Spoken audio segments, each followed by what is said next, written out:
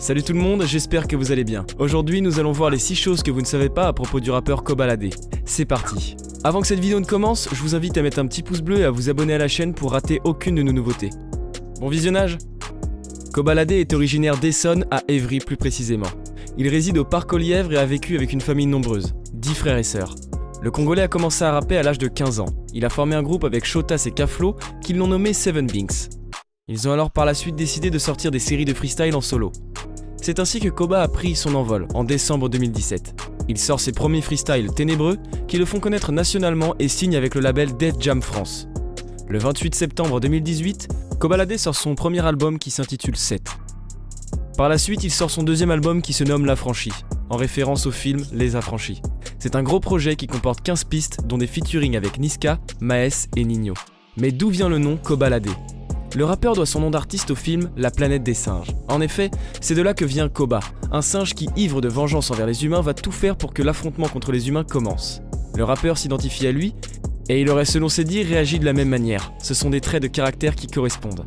Quant au reste du surnom, l'AD n'aurait pas une signification mais plusieurs, comme la débrouille ou alors la détail. Effectivement, comme on peut le voir dans ses textes, le jeune rappeur met souvent en avant son côté débrouillard. Il emploie également très souvent un vocabulaire lié à la drogue. Kobalade multiplie les gardes à vue dans sa jeunesse. Il fait sa première à 14 ans. Ma première GAV, je crois que j'avais 13 ans, je crois. J'avais 13 ans, c'était avec mes potes. On s'est fait péter GAV, frère. GAV, ma mère elle est venue me chercher le lendemain. Tous nos darons, en plus, on était bizarres. Je crois que je me suis mangé une gifle, je crois. Il dit dans une interview « J'ai vite pris l'habitude de ne pas être chez moi. J'ai vraiment grandi avec mon manager de spi. Je suis beaucoup resté avec lui, j'ai vécu chez lui, et c'est lui qui m'a tout montré. » Quand j'allais en GAV, là, c'était libre de me chercher à chaque fois. Tout le temps, toutes mes GAV, sauf ma première GAV. Car moi, je crois, au commissariat, mon responsable légal, c'est mon manager. Voilà. Koba est même tellement habitué à la garde à vue qu'il a développé une technique pour mieux y dormir. Il simule des maux de tête sur les lieux pour obtenir des somnifères. Je fais Zarma, j'ai mal à la tête, je vais voir l'infirmier, il me passe un cachet, bah, somnifère, je m'endors direct. Direct, c'est ma technique pour dormir. Ça. Koba n'en est pas à sa première défonce, on le remarque souvent dans ses clips et il n'hésite pas à s'en vanter. C'est d'ailleurs de là que vient sa voix atypique, avec un peu d'alcool dans le sang.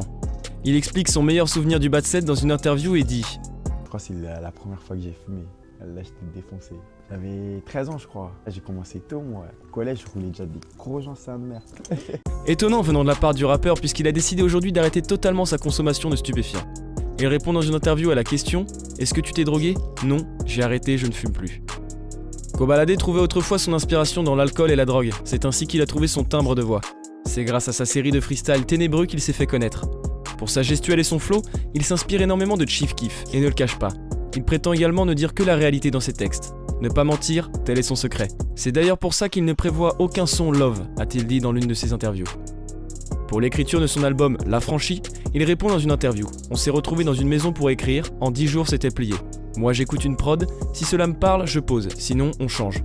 Tout est intuitif, je n'écris presque pas en avance. Kobalade versus Zola. Tout part d'un tweet lorsqu'un internaute demande à Koba si le feat mystère est Zola. Et il répond tout froidement, jamais de la vie, ce qui éveille les soupçons au sein de la communauté. Certains s'attendent à un nouveau Caris versus Booba.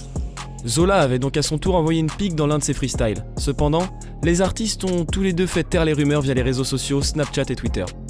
Lors d'une arrestation de Zola, Koba a surenchéri sur Twitter en publiant un post dans lequel il dit « Arrête de faire le voyou sur le net si t'as peur de la garde à vue, ta pète va ».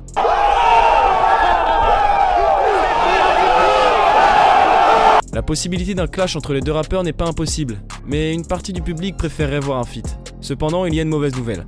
Kobalade a déclaré dans une de ses interviews « Moi, je vais pas rapper longtemps. Je compte pas du tout durer dans ce truc-là. Ah, j'aime pas cette vie-là. De base, moi, je suis un gars discret, personne ne me connaît, frère. Et là, du jour au lendemain, ah, Koba, viens, photo, Koba. Des fois, j'ai envie de leur dire, mais wallah, niquez tous vos mères, frère. Qu'est-ce que tu crois, je suis quoi? Je suis un chien, moi, pour prendre des photos avec moi. » On peut dire que Koba dévoile clairement son unique intérêt qu'est l'argent. Faut-il penser qu'il arrêtera le rap prochainement ? C'est la question qui s'est posée par une partie de son public. Les amis, la vidéo touche à sa fin. J'espère qu'elle vous a plu et si c'est le cas, n'oubliez pas de la liker et de la partager. Abonnez-vous aussi à la chaîne en cliquant sur la petite cloche pour recevoir toutes les notifications. Je vous remercie d'avoir regardé la vidéo et je vous dis à la prochaine. Bye!